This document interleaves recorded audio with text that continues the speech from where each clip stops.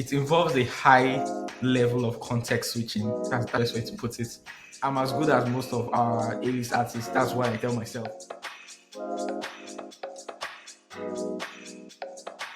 That this conversation was to right off the bat to say, as someone who's a software engineer and who also makes music, how do you how do you do what you do? What does it take to do what you do? Okay, so this question I have found that recently I've had to answer it in multiple scenarios. So I think it's something that people would really be curious about. Recently, I was at Cool FM and they asked me the exact same thing, same way you phrased it. I'll give you the same answer I give them. So it involves a high level of context switching. That's the best way to put it because these are like two opposites.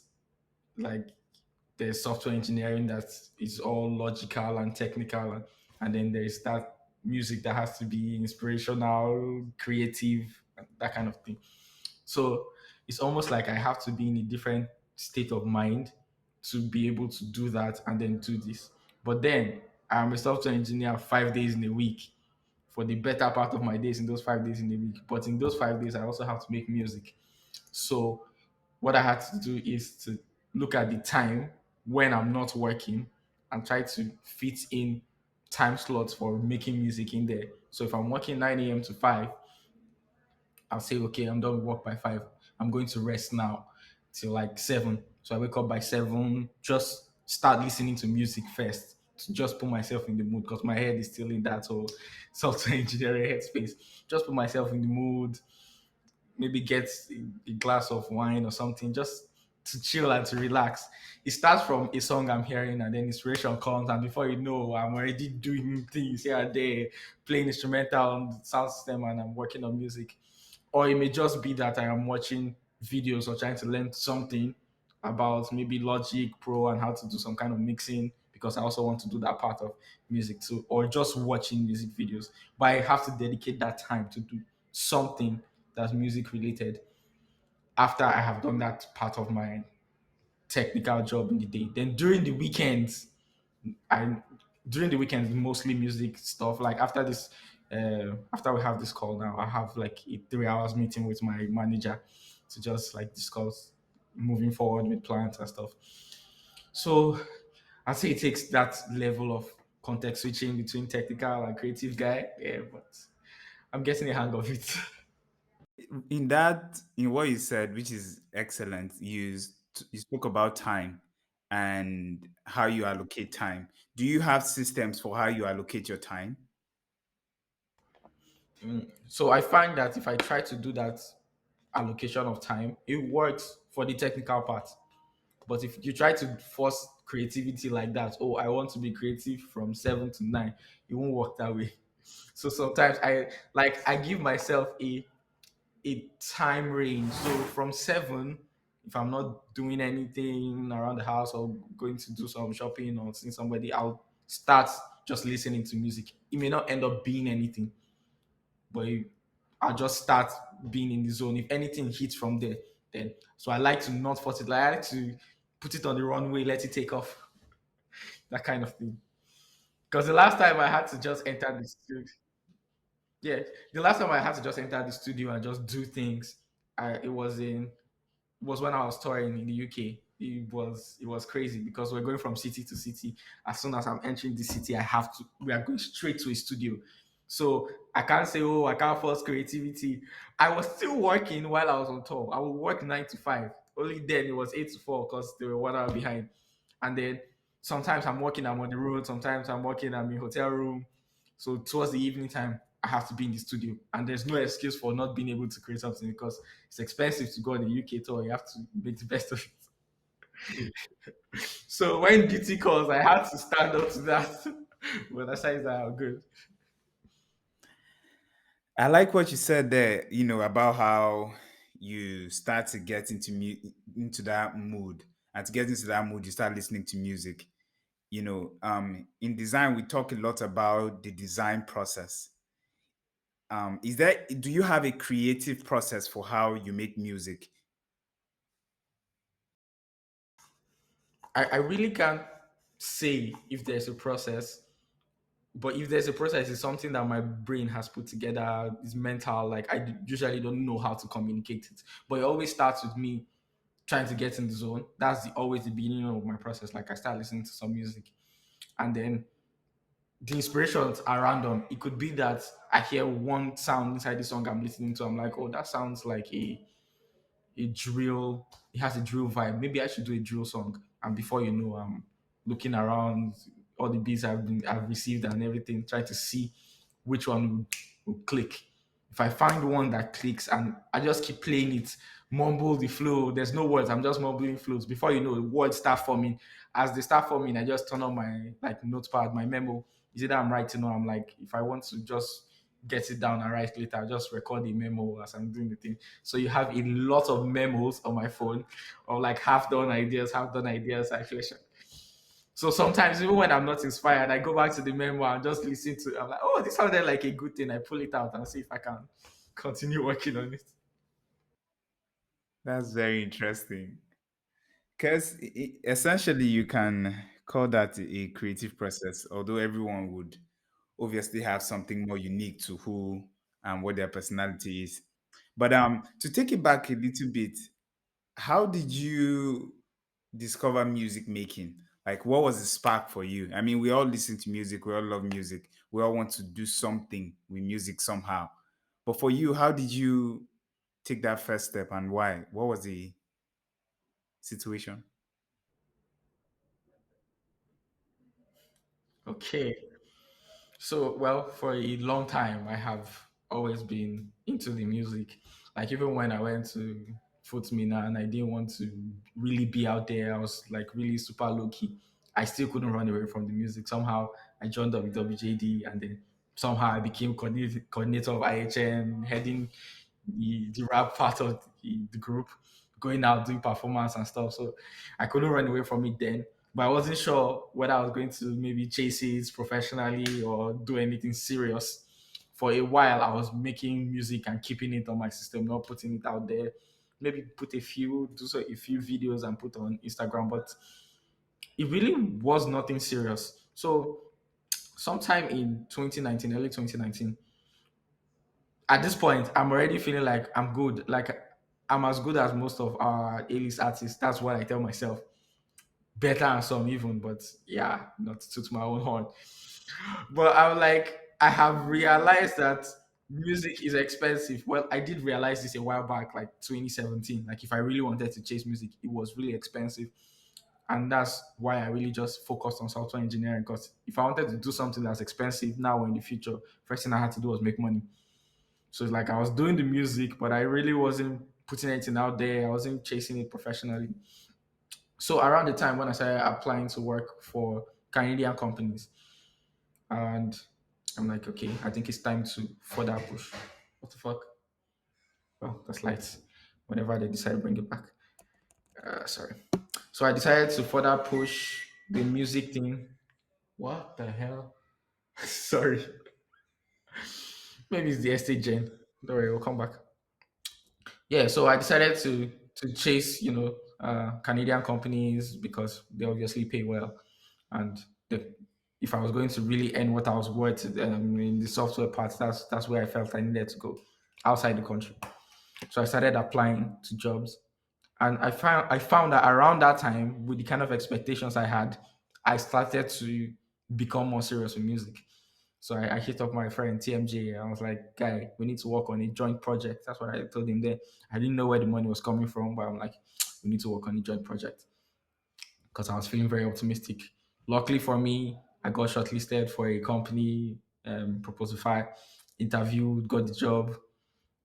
And this is I don't want to say it was divine intervention, but this is the part where I think everything was divine intervention. Around this time where I decided, oh, okay, I wanted to chase music. I had gotten this job. They were about to start paying me. I'm about to resume work. This was a year after we had the lockdown. So this was 2020 now. I had gotten the job. Before then, I was working with Hiroshi. Yeah. So then I tried to use that period to build myself more in the tech part than in the music. I really didn't do music in that 2019 where I was like, oh, music is expensive and stuff. So 2020, I got this job and I had to travel to Abuja to do something. So I packed my microphone and my music gear. I usually travel with it. While at the airport in the waiting room, I meet this random guy. He walks up to me. I was like, "Are you an artist?" I say, "Yeah." I say, "Yeah," because I look like an artist. Probably the hair, and I was wearing a boomplay jacket, carrying a briefcase. He was holding a briefcase too. So we just started talking randomly, and then when we got into the bus that was taking us to the plane, he was like, "Oh, we should exchange number." He's also like a music person. Maybe when we get to Abuja, we can meet. That he's organizing a music event for some guys that he works with. I'm like, okay, this sounds chill. So we exchanged contacts. The next day we talked and we were like, okay, let's meet. And then I met him. And during the course of the conversation, I found out that he wasn't just a normal music person as he made it sound. He was a big music exec that had worked with almost all the A-list artists in the country, basically Davido, name them. And then he's like, he doesn't know why he felt like he needed to talk to me, but he felt like it was the briefcase I was holding because he used to have a similar one. I'm like, seriously, briefcase? He said he saw the briefcase first, then when he looked at me, I looked like an artist. So he came and he spoke to me. I didn't used to carry that briefcase before. I almost checked it in, but I'm like, this is my mic. Let me hold it. So I wouldn't have even been holding that briefcase in the first place.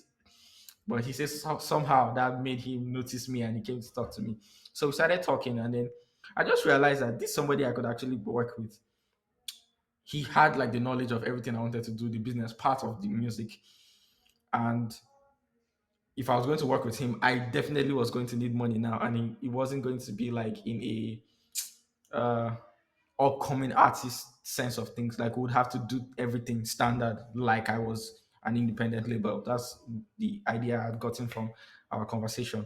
So I thought about it. I'm like, okay, this is coming just like 30 days before I get my first salary from this company that's now paying me maybe 24 times what I was used to earn.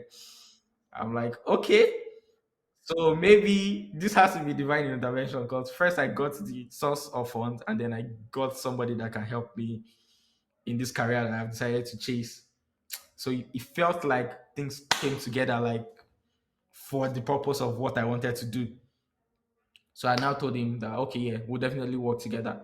So we really didn't talk for like 2 weeks, and then after the first on the third week, I reached out to him. I'm like, okay, I want to drop like a project, a music project. I want to work on it with a friend of mine, TMG, and I would like to work with him. And then we had some meetings. We went over the expectations. What did I want? In what capacity do I want him to work with me, and that kind of thing. And then before you know, we signed the contract, and I started my first release plan for my first official project, and it went great. Well, I believe I've taken a long time to answer this question, but this story has to be told. Yeah, so it went great. First 3 months. Yeah, yeah. I said like I was doing. I started to see what it felt like to be a professional artist because these guys, when you have a label, for example, and you have a deal, your deal might be that oh, you have to make 3 songs every week. There are people with deals like that. So whether you have a release coming or not, you are working, you are putting your catalog down. So these people keep stacking up catalog. That's why you see someone might be dead today, but might be releasing project for the next 2 3 years from his label. That's because they have a catalog of these things you do. So I started to understand how these things work. So despite my work, I have to finish work and actually go out to the studio. I had producer I was working with go out to the studio, do some recordings, call TMJ, comes to the house, and then we, just brainstorm on ideas or pick up something that we've discussed before and see if we can flesh it out. So we're doing this consistently because the first thing my manager told me is I need to have up to 15, 13 to 15 songs. We'll send that to A&R and then they'll select what songs we're going to put out. So I like had to get to work with all the ideas I had, fleshing them out. So it was ready. And then I saw what the release plan was. It was expensive. It was around 7 million But I'm like, you know what? We're going to spread this over like 3 months. Yeah. I was really determined. Like it takes a different level of determination to be able to say, to look at this thing that requires putting in everything you're earning to make it work. And then you say, yeah, I'm going to do this. So even my manager was like, are you sure you want to do this? I'm like, yes, I want to do this. And then we started in the project dropped on the 7th of September, but on the 25th of August, which was my birthday, I had a listening party. One of the dopest listening party that they had seen in Abuja. Because after that, people were coming to me and telling me, guy, you have set a standard. I will never forget like the things I heard from there. I didn't even know who the person they got to be the host of my listening party was until after that. I was showing somebody pictures and it was like, this is Blessing from Sound City. I'm like, oh, I know she's Blessing. I didn't know she was from South City. Like, this is Blessing from South City. She was your host. I'm like, yeah. So it's like I started to realize I spent so much money on that listening party, but it actually was worth it in the end. And then shortly after that, we started doing like more promotions. The song had dropped and everything. And then my manager was like, I think it's time for you to come to the UK. I'm like, what? The UK? Am I ready for this? It took me by surprise at first. I didn't say anything about it. So I started to now feel like, so I made this song. Jokingly, I made a song for, well, I was in this group on this app I used to stream. It's not a group, it's a family. That's what they call it, but it's pretty much a group. It was called Gifted Empires. And then one day they were like, oh, you should make a song for us. And then just in the heat of the moment, I just put something together jokingly. People loved the song. If I do a show, the song was not on my project, but if I do a show, they ask me to perform it. So I'm like, wow. And it was a drill song, pure UK vibes. So my manager was like, we should take that song, redo it into something commercial when you come to the UK. And that's what we did. So during my tour, I recorded it, I shot the video and everything. And then I'm currently doing release plan to have that out. So that's like how my music career just sparked from nothing into exactly what it is now. Now I'm planning a second tour in the summer in the UK, and then things seem to be going great. Like I have people come to me after hearing my music, like, "Guy, we just want to work with you. Want to help in any way we can." Some of these people I don't even know them. I did an event once, and then this guy came after listening to my performance and all. He met me after the event and was like, "They're having this industry night thing in Abuja, the first iteration of the event series of event they want to have, and they want me to headline the show." And that's how shortly after dropping my first project, I headlined the show and had people open for me. One of the people that opened for me was someone I actually looked up to. So it was like, wow, it was really big for me. So, and that's how it is. It has been like that up until now. Even while I was in the UK, I had people that just hear my song and they want to help or they want to be involved in one way or another. So it was really, it's been inspiring so far. Those stories are really, I think they are really true stories, and they're really interesting stories to hear, because there's a lot of, stories about thinking about yourself as a business. There's a lot of stories about, being available, creating your own luck, so to speak. There's a lot about, just being there for those opportunities to come together. In all of these things, one of the first questions that I kind of see is how or what changed, because when we were back then in school, you were a very laid back person. I still think, when I look at you, I think there's still that person inside. But now there's a willingness for you to open yourself up more. So what was that journey like for you? First thing I had to say was really tough. It was a very tough journey because when I had started this music thing professionally, this was last year. First thing I had to do was put together a team. I had like a photographer, a creative director, a marketing manager, digital manager, and all those things. So one of the things that I had to do at first was, go out to events and do photo shoots and all those stuff. First of all, I am definitely, this, I'm not really the outside person. So it was like now I have to do this out of necessity. And if I'm going to do this out of necessity, I have to find a way to enjoy it. If not, I'm going to be outside and not enjoying myself. And then, so what's the need if I'm? Why am I doing all these things if I can't find a way to enjoy myself? So at first we took it slow. At first, I'm going to like go to like chill events. We hang out somewhere, not places where there's any where you have to be really out there. So chill places. That's how it started. Then we started doing maybe karaoke place. They were just trying to get me to get used to going out really because it was work. Sometimes when they say, "Oh, we have to do some content today," I'm like, "Can we shoot it in the house?" They're like, "No, we have to go out." I'm like, "Oh, okay." So when we decided to have events like third party events, I have to go perform. That's where like things change. They had to get me a PA first because sometimes there's really a whole lot of things to do. Like I'm just done with work now. I have to start picking out outfits, setting all this thing up to start going for this event, and then I'm just closing from work. I'm still tired, so I had to get a PA. Sometimes she does all that run around. When I'm done, I just have like maybe what I'm going to wear to the event already set, what the plan is. I just give her my phone. From then on, she's answering my calls and my messages. I know I don't have to think about all those things, so I can like just really focus. So yeah, so that's how I started. So I started going out, events, and then every time I perform, I used to say this before, like even though I'm laid back, when I get on the stage to perform, it's like I become somebody else. Everything like the nervousness goes away. So that's why my first project was called Alter Ego. It was pretty much that person that I become when I want to perform, like when I'm out there. So people that know me before seem like, this guy that is always so quiet. Look at him on stage being like, wow. So it was really, there was a contrast in personalities. Although now I'm just becoming that guy in general. I don't have to do that switch anymore. I'm getting finding the middle ground. So that's how I started to become when I started to do more performances. When I see how people take my music, I'm like, oh wow, so this is actually good.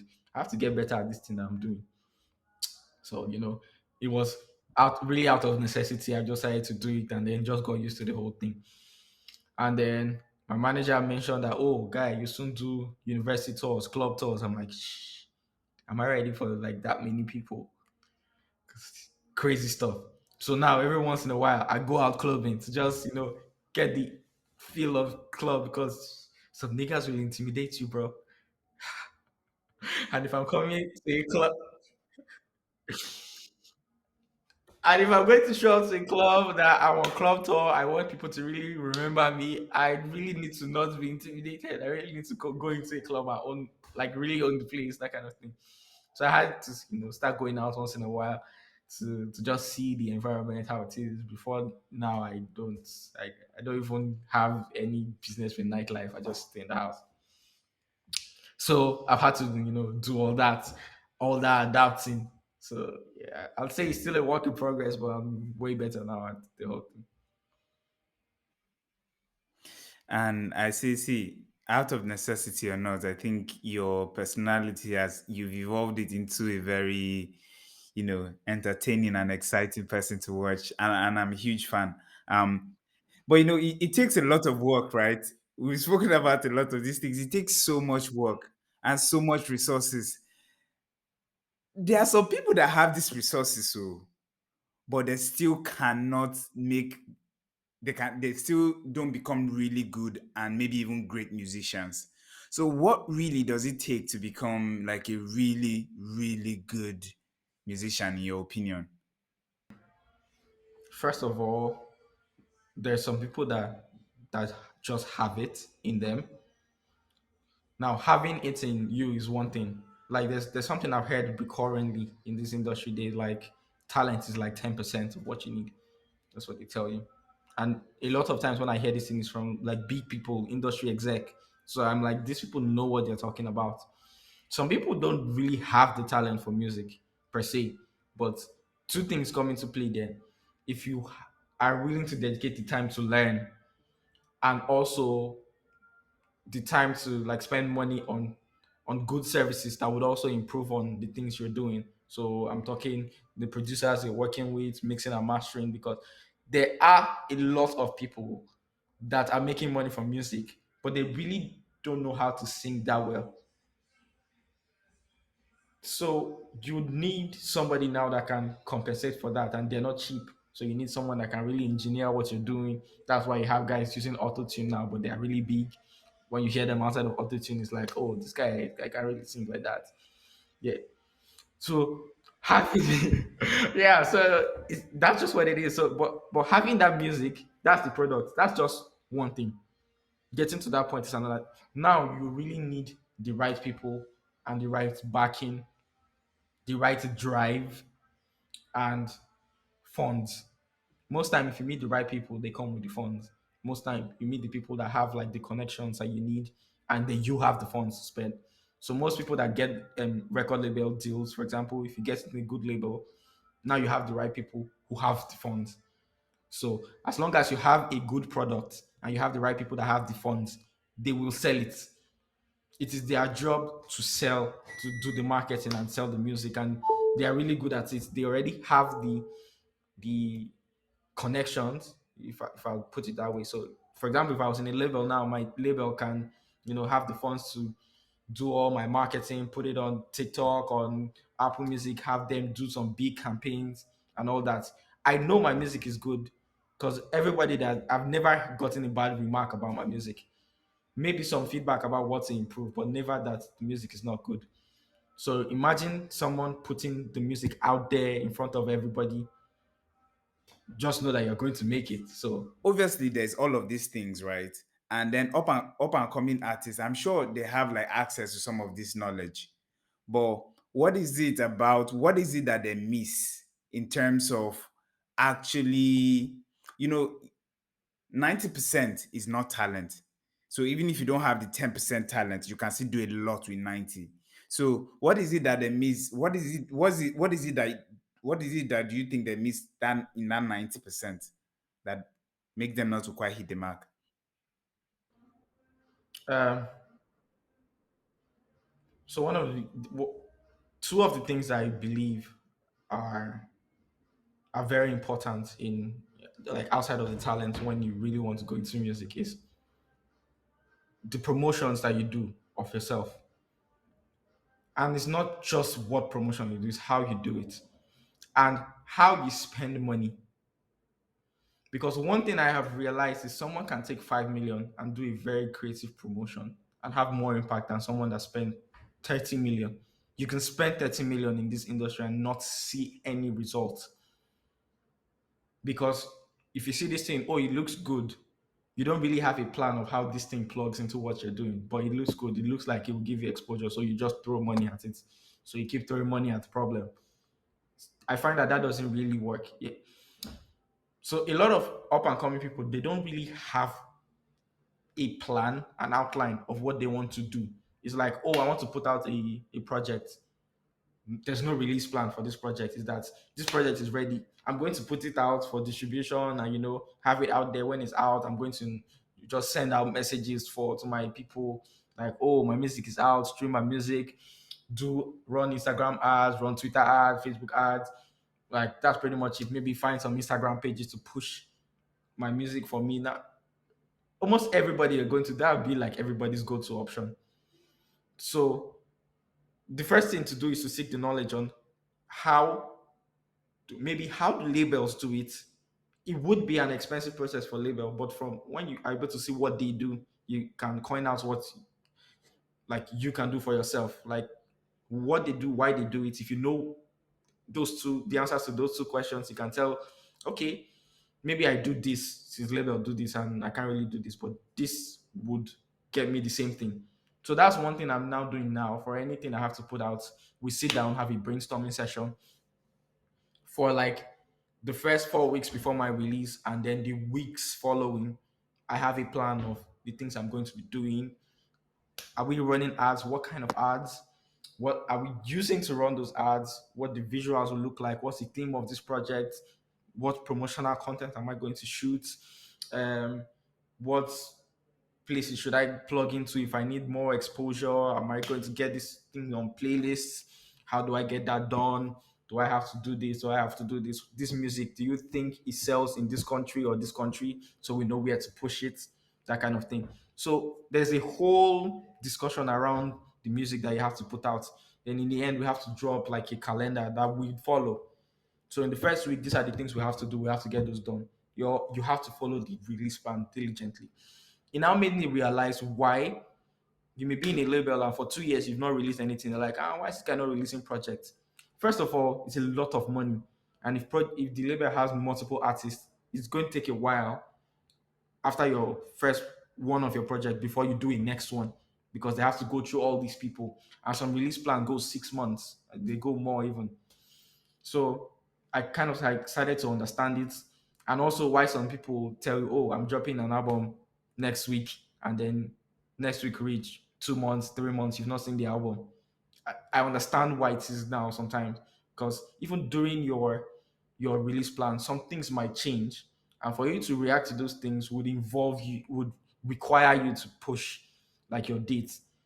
And sometimes if you don't do it and say, "Oh, because I've put a date out there, let me just do this." Sometimes you just like it messes up the whole marketing for what you're doing, and then maybe you don't get like as much return on investment as you'd expect. But I believe that that's one thing that upcoming artists really need to focus on: the business side of things, the promotional side of things, outside of the music. Because it's one thing to just be good. Like there are a lot of people that are good, great even, and then they've even gotten deals and gotten screwed out of the deal because they really don't understand how the business works. So, Really powerful words there. Yeah, nah, I think it's really something that needs to be said.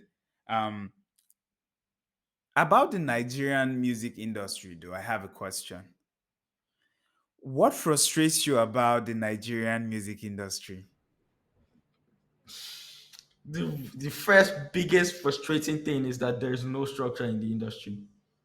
We have a big we have a big market. We have a big music market in the country, but I wouldn't even say we have an industry per se.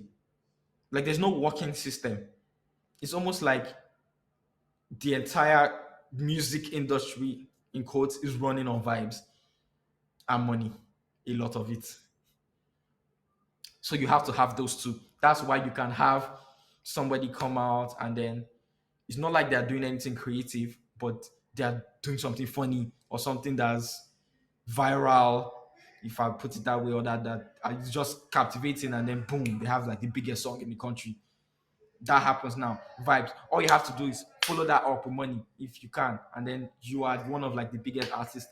There's really no structure around things, so you have like events, celebrities don't come, don't show up, or they show up like really late, and then maybe your event flops. Can't try that in the UK. Like when an agent books you, you have to show. If you don't show, you have to return the money or something like that. Like it's vibes. It's vibes pretty much in this country. So there is no structure to how we are doing things. Even when you want to like promote stuff, if you want to try to be professional and go through the right channels, they will bill you like, oh, okay, this guy wants to, you want to do things like this, okay. Normally, radio play your song, you should get royalties for radio playing your song. But here you pay, first of all, for radio to get your song. So maybe if you even have a publisher that collects royalty, they may not want to play your song because it's like you pay them to play your song and now they have to pay you back because they played your song. So there's like a whole lot of, and then the way royalties work in this country is not all that great. We have like a copyright body, COSIN, but I don't hear anybody talk about them. Like nobody really talks about that side of things, like the business side of things in this industry. And that's like the biggest thing in the music. That's what makes you the money. So when you ask some of these new artists coming up now, like when they make music, when they feature people, when they work with producers, do they have licenses, for example, for the beats that they use? Do they sign split sheets with the people that they feature to split royalties when royalties come in? Some of them don't even know what these things are. They don't know what the licenses are. They don't know what split sheets are. But you can't even claim royalties for your music if you don't have those.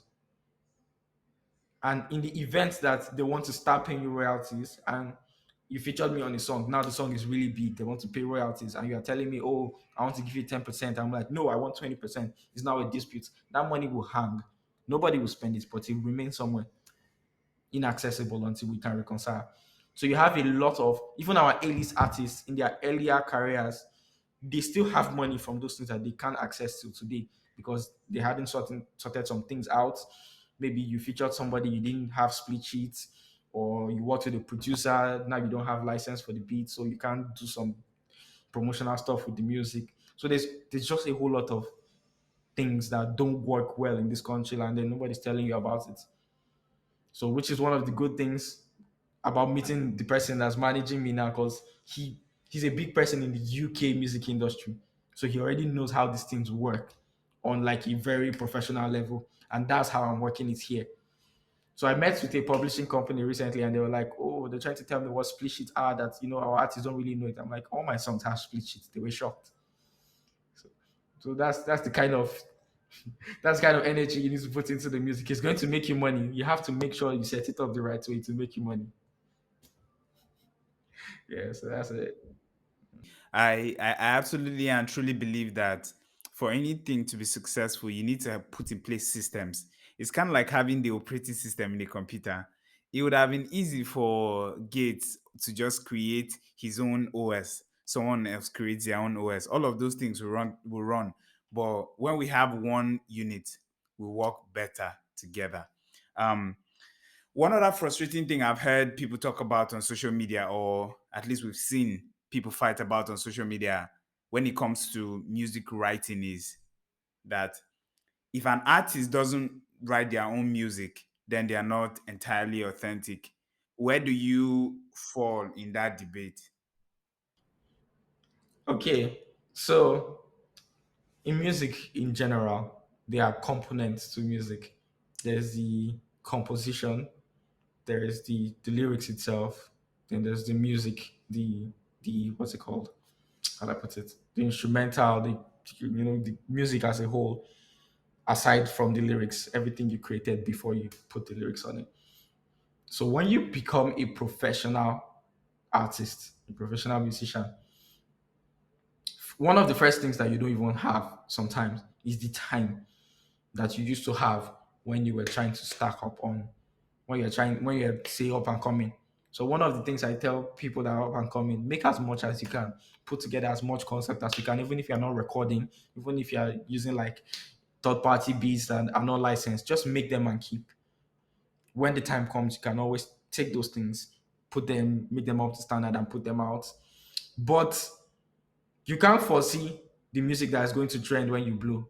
Maybe when you were doing the kind of music that were then people were dancing to is Azonto, now people are doing Amapiano. There's no way you could have written Amapiano songs down.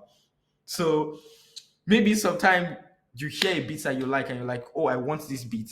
You may not even be an Amapiano person. You don't know how to write an Amapiano song. So you get somebody that can do that for you. Then you deliver it. The delivery of the music itself is a skill. So when they say, oh, because you didn't write the song, you're not authentic. I don't really think that. I believe like for you to even get to the point where you're famous, it took some level of authenticity for you to reach there. Anybody writing the song for you has to write like they are you. So they most of these people that have writers, they understand how they write. That's they write like them. So it's like someone that's a copy of you tries to write his music and then you go and deliver it. So I will still say they reserve the authenticity in the music. Sometimes you may hear a song, it wasn't even written for you. But even the person that wrote the song knows that, oh, if this song is delivered by this artist, it would really bang. This is their style. They would sell it to you. This thing goes on in the West. Like their industry drives on these things. The Monster song, Eminem's Monster, that Rihanna took the chorus. It was a song written by John Bellion. Eminem just heard it and was like, you know what, I like this song, and he bought it.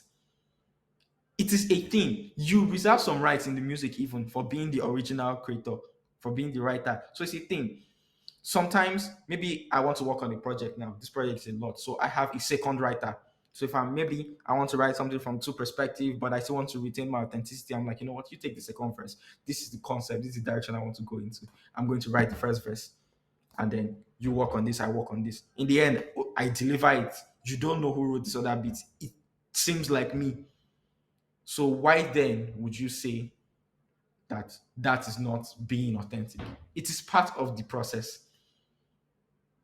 It is a big flex if you want to say, oh, everything I've ever rapped or ever sang or ever done, I wrote it myself. It's a big flex. It shows like, okay, this person is like, but it doesn't take away from the people that, get this thing done by outsourcing or using third party. Buying music is a big thing. Davido buys music a lot, but he's big. He's one of our biggest artists. You can't take that away from him. People love him for that. So will you now say he's not authentic? It's all right.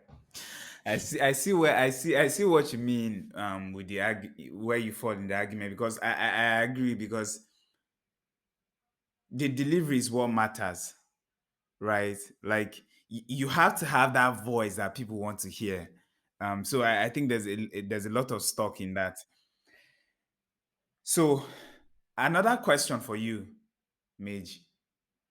You spoke about how 10% is talent and 90% is everything else. You haven't quite defined that 90% for us yet. But I was going to ask you something.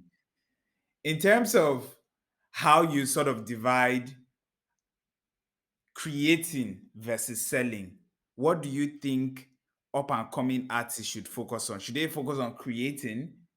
Should they focus on building that catalog, or should they focus on how can I push this music? This is a tricky one because, well, as an up and coming artist, I would always advise to stack up on catalog. But there has to be a fine balance with stacking up on catalog and rolling out music. So it may be that in my goal for the year is that at the end of the year, maybe I make one song every week. So at the end of the year, I have 52 songs or two songs every week, and I have 104 songs. That may be my goal for the year. But I'm not putting out these songs. I'm not even maybe mixing and mashing them. I'm just making them. It's doing one thing for me. It is improving on my skill. It is also stacking up on catalog. Some of those songs, they may not even sound good when you record them, but when you want to take them and maybe after 2 years, now you're big and you're going back to your previous songs to see the one you can start working on. When you do it again, you work on it again, it may sound like completely better than when you even put it down before. But having that catalog that you can always go back to and select from this catalog and roll out the project without having to do a whole lot. So when you select the songs, it's just to refine them and then you have a project. That is an asset. The music itself is the product, is the asset that you should hold on to. Then you have to give this asset value sometimes. So every once in a while, it is very expensive to roll out music. So it's sometimes it's not roll out music consistently every maybe every month. That's a brute force approach. It can work in some situation, but maybe once in a while, every time, take some of your content, put yourself out there as a person, not even just your music. So put yourself out there. So if you're an artist, you have to be a content creator these days. Social media is one of the biggest places where you can sell. And if you don't have content, you can't sell. So everybody is becoming a content creator. Artists are doing TikToks now and everything. It's because they have seen that that is the channel now that everybody's going to. So you really have to put yourself out there while you are creating. You don't have the luxury of doing one at the point where you've not gotten to where you want to be. When you get to where you want to be, you can decide that, oh, you're only going to focus on the things you've done in the past, and then the rest people are going to write it for you. Now you are just going to be the businessman, deliver, do shows, collect your money. You can set it up like that once you're big. But you have to do that work, that groundwork. There's no running away from that groundwork. I agree that it has to be a fine balance, right? I think essentially it has to be a fine balance. But I really enjoy the way you put it. Now, at what point in the way you've described selling, at what point do you get a manager? You talk about the benefits that having a manager has brought into your process. At what point should artists go out and start looking for managers? So so there are two reasons that would make you need a manager. First of all, maybe you have started to get more things on the business side of your music that you can't really keep up with doing the actual music.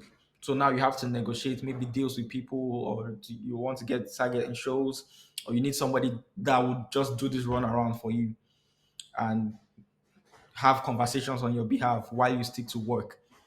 Then you need a manager. Or You actually need someone that understands the music. It's time for you to up your career, and your knowledge of the industry is not really sufficient to put yourself in the position where you need. Now you need to find a manager or an executive manager that really knows the industry, an industry manager that can really put you in the right places. So you take those people and you work with them. So most times when you have people like that, they're like executive consultant type of manager. They work with someone who's a manager that works directly with you, that have like your normal runarounds. They can do your negotiations for deal and stuff because they understand how all the contracts work and everything. So it really depends at the level you are. It may just be one of your guy that can always just I'm his manager and then he runs your things for you while you are doing the music. You can focus on the music. When it's time for you to really put yourself out there, now you need somebody that would go into places. And it's really important at that point that you get a manager and not stand alone.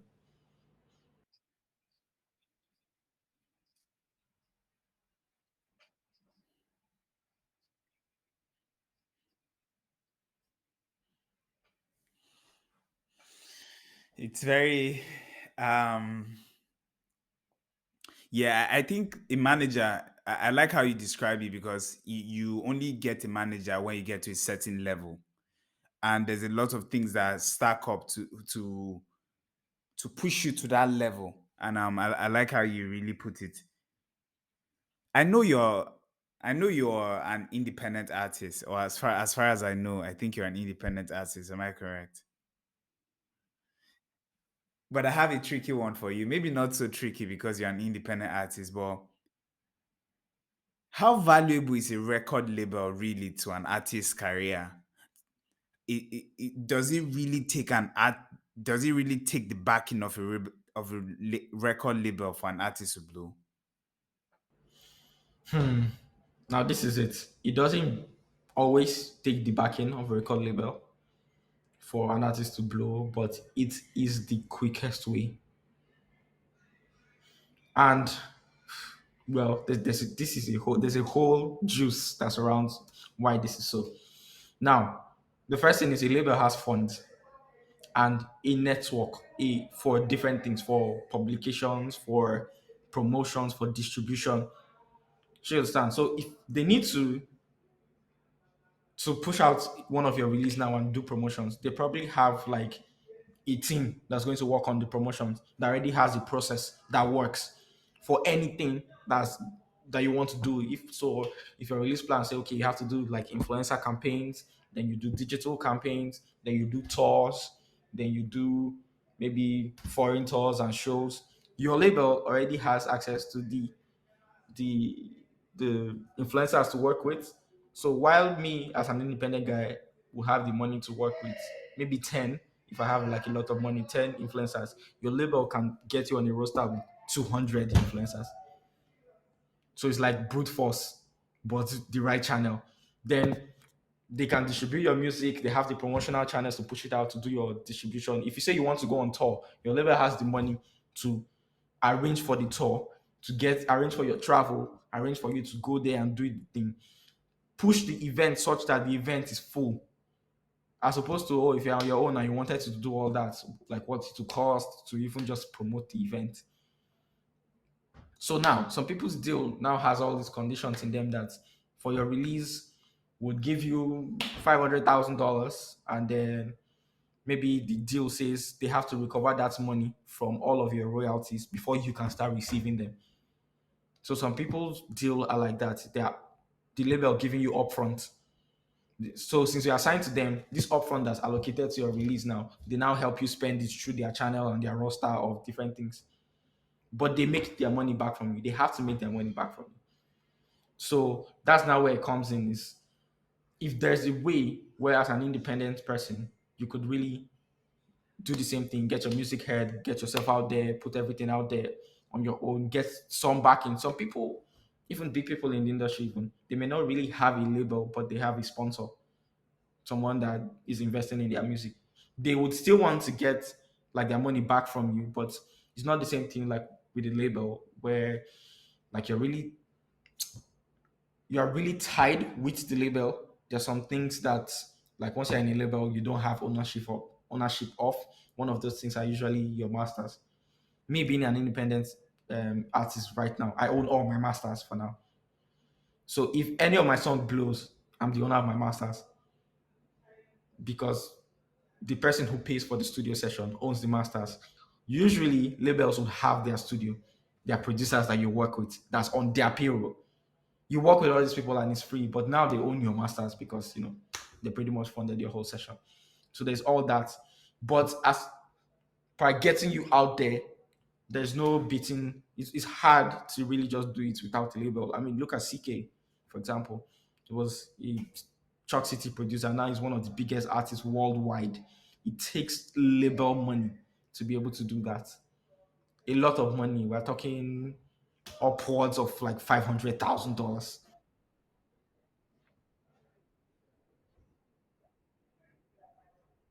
Well, I currently don't know what label he's with, but one thing I'm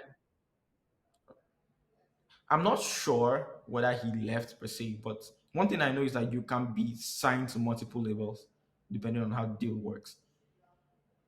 That's one thing I'm certain of, especially when maybe one of the labels is here in Nigeria, one of the labels is outside the country. It depends on what kind of deal you have with them. So I believe the deal he used to have with Chocolate City was a producer deal. I'm not so sure. I think he was a producer with them. So it's very possible that he has left Chalk City. But whatever label is backing him now, they have money. It's very obvious. Yeah. Yeah, you can clearly see, and I think in a lot of ways, I think things have just kind of like aligned nicely for him, where he has always been talented, but it's kind of as if the talent rose to the level of the money, and he just blew everything together in a very beautiful way to see. Yeah. Um, how do you feel right now about joining a record label? Let's say Don Jazzy came and said, "OG, take this money, come join the gang." How do you feel about joining a label?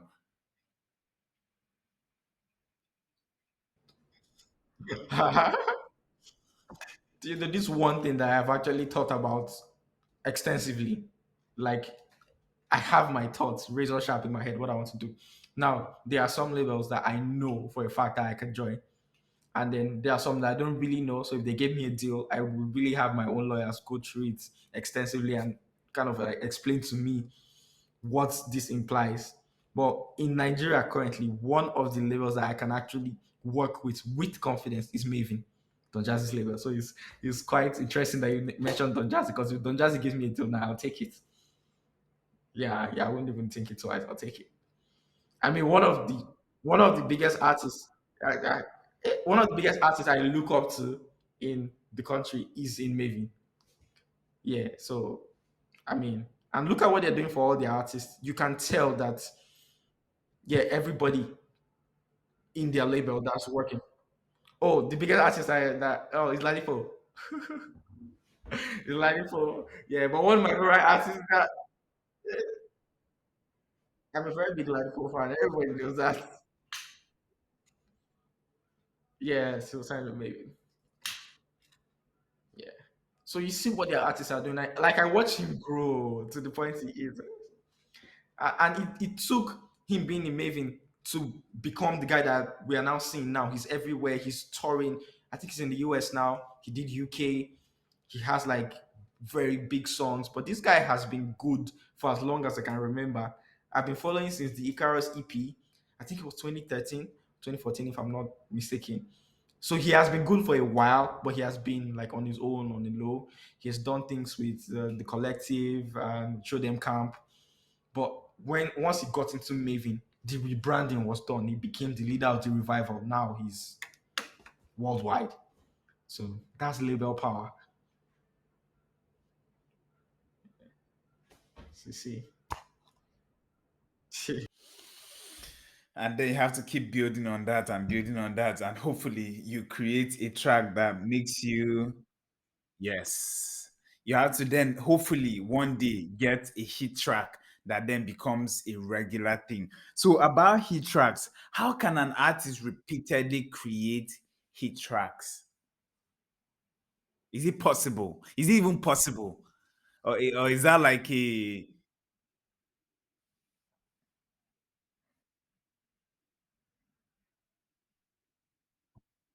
is that like a lightning striking the same spot twice thing, or is it something that can happen where an artist? Because it feels like somebody like Whiskey can't put a foot wrong. Obviously not everything might bang, but most things will be acceptable. What does it take to do that? Can an up and coming artist do that, or does it take to be a Whiskey to do that? How does Whiskey do it, or what? How do you think Whiskey does it? Yes, it take consistency. That's one thing that I know for a fact. It really does take consistency because when you start, you may not even really be that good. You may really be a shit guy at it when you start. But being able to hear that, oh, okay, I have potential. Let me just continue at this thing. You get to a point where you become dynamic with what you can do. Now it's not about, oh, give me a rap beat, let me rap. Any beat you give me, I will find a way to make a song with it. It does not have to be a rap related beat. It could be R&B, it could be blues, it could be jazz. So that's why when you hear my song, you hear a lot of fusion. You hear maybe Afro fusion, you hear jazz fusion, you hear those things. It's because it stop you when you do it a lot, you start understanding the music. It's not being about, oh, this one thing that you are good at. So what that helps you to do now is really evolve. If there's a new sound in town, you can make a song with that sound and it still sounds you. Before now, I didn't used to do Afrobeats. Like I didn't have any Afrobeat song. I've not even attempted to sing. I was just a rapper. But you hear all their money on my project, you hear Too Blessed on my project. You're like, oh, what's this guy? Yeah, like there's more in the background that's still coming. It's because I just decided, oh, I've been doing this thing for a while. Let me try this. And then I was like, oh, this seems pretty easy, even though it wasn't easy the last time I tried it. You start to grow incrementally. You don't realize it till you meet a challenge that you've met in the past and couldn't overcome, and then it's easy for you. That then you realize that, oh wow, the work you've been doing over the years is actually paying off. And sometimes you don't know how good you are until you meet other people, especially the ones you think are good, and they tell you that, man, this is good. You're like, wow, this is somebody you look up to, and they're telling you, wow, this is good. Getting to that point is really fulfilling. Yeah. I yeah, that core fan base is very critical, right? Even as a podcast producer, you need that core fan base, the initial listeners who give you feedback that, hey, I like this, hey, I don't like this. And then, those people help you evolve the podcast, and they also listen, right? It also helps your confidence to grow. But the question I'll ask you is there any kind of like, are there systems to use to build a core fan base when you're starting out? Your fan base, first of all, whether they would go out and listen to it first when you put out the link, like, oh, okay, they want to hear whether it's good or not. When it drops, they will listen to it. So some music hits you when you listen to them as, oh, it's not so good, but then they grow on you. So imagine if you didn't even really listen to the artist song and then you came by the artist and then you hear one of those music that are not like the first time you listen to them, it doesn't really click until you listen to them like two, three times. They won't listen to you again for it to even grow on them. But if you have a fan base, they listen the first time like, I'm not really feeling this. They may listen again and again until it grows on them. Your fan base is what to now introduce your music to other people, put other people on your music, and then fan base continue to increase. So when you have built that acceptance from that large crowd, sometimes it's even that when you release a song that is not even as that's like really average, your fan base will still push it because now they like you as a person first before even like your music. So see when Whiskey put out his project, you had some mixed feeling from some people. You have like the people saying, "Oh, I like the album." The people that are like, "Oh, this album is crap." People that are like, "Oh, this album is boring," or the people that says, "This album will grow on you." Fast forward to some months later, Essence is the biggest song in the world. So it's like there really is no time. There's no not time. There's no path. There's no particular thing you have to do to get to that point. But the first thing you want to do is really build that core fan base. You really can't run away from it. Look at everybody that is big now. They have to build that core fan base. They have a core fan base. Now they're even naming their fan bases. So you have our Stars fan base are the Stars. You have Whiskey FC. You have the OBO people. You have the Outsiders, the Border Boys people. Then there's a movement revival that's Ladipos people. So you always have to have a way to bring people together like that. Malians. So that is like the first step. So start building. Your fan base can start from 50 people. But if you can sell something consistently to 50 people and they accept it, 50 people will sell it to 50 people and fan base will continue to grow. When you do that on a national level and like you have fan bases on a national level, just be good. Have an A&R that can listen to your song and say, okay, this song will sell. Because that's another thing. Working with the right people. So you can make a song that to you, this is your best song, and your A&R listens to it and be like, no, this song may not do well now. This is a song that you drop inside of an EP or an album. Let's do a song like this, like this. So your A&R already understands what the market is doing now that people are really going to mess with if you drop it. So they take that and tell you, okay, this is like the what's happening now. You take that and make it a song. You already have the fan base. You push it out to them. First of all, it's already the raining kind of music. Now you've added yourself into it. They're going to accept it. The song is good. It's going to blow. You already have people that would accept it as soon as you drop it. So that's it. Now, yeah, any song whiskey drop, they will drop, it will blow. Yeah. So that's it. Jumping in on the movement early. I'm also a fan for life. I put Yes. it on Yes, record. sir. But yeah, I'm going nah. to call my fan base the OGs. The OGs. So listen, he said it here Yes. first. The OGs. I said it here, friend. I said it here, friend. Yes.